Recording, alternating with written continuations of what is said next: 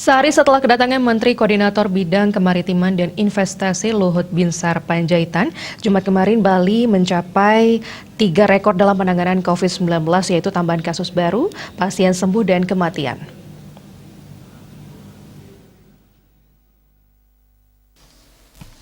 Sehari sebelumnya, Luhut sempat mengatakan bahwa kasus di Bali belum juga turun, padahal di daerah-daerah lain sudah turun. Ia juga menyoroti vaksinasi di Bali yang sudah mencapai 91%, sehingga seharusnya kasusnya juga makin landai. Dia melanjutkan bahwa yang masih perlu ditingkatkan dalam penanganan COVID-19 di Provinsi Bali adalah kegencaran melakukan 3T, testing, tracing, treatment, serta meningkatkan kedisiplinan dalam penerapan protokol kesehatan, salah satunya menghindari kerumunan. Namun pada hari ini tambahan kasus yang dilaporkan Bali meroket menjadi 1.910 orang. Rekor baru bagi tambahan kasus harian yang dicatatkan Bali. Sebelumnya rekor kasus sebanyak 1.470 orang dilaporkan pada Kamis 5 Agustus 2021. Warga meninggal akibat penyakit ini pun mencapai rekor dengan jumlah 51 orang. Rekor tertinggi yang dicatatkan Bali untuk kematian harian sebelumnya berjumlah 47 orang pada Senin 2 Agustus 2021. Kabar baiknya, tambahan pasien sembuh di Bali juga melonjak sebanyak 2.124 orang. Rekor baru juga bagi tambahan pasien sembuh harian yang sebelumnya jumlah tertinggi dicatatkan sebesar 1.576 orang.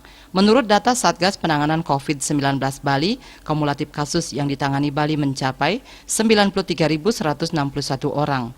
Dari jumlah itu, korban jiwa COVID-19 mencapai 2.630 orang atau 2,82%. Rinciannya 2.624 WNI dan 6 WNA. Pasien saat ini sebanyak 78.204 orang atau 83,94%.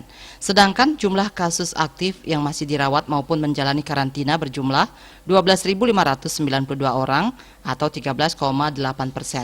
Mereka dirawat di 17 rumah sakit dan dikarantina di Bapelkesmas, UPT Nyiddah, Wisma Bima, dan BPK Pring. Sementara data terakhir terkait bor rumah sakit rujukan per 12 Agustus, bor isolasi terisi sebanyak 1.995 bed atau 73,95% dari 2.681 bed.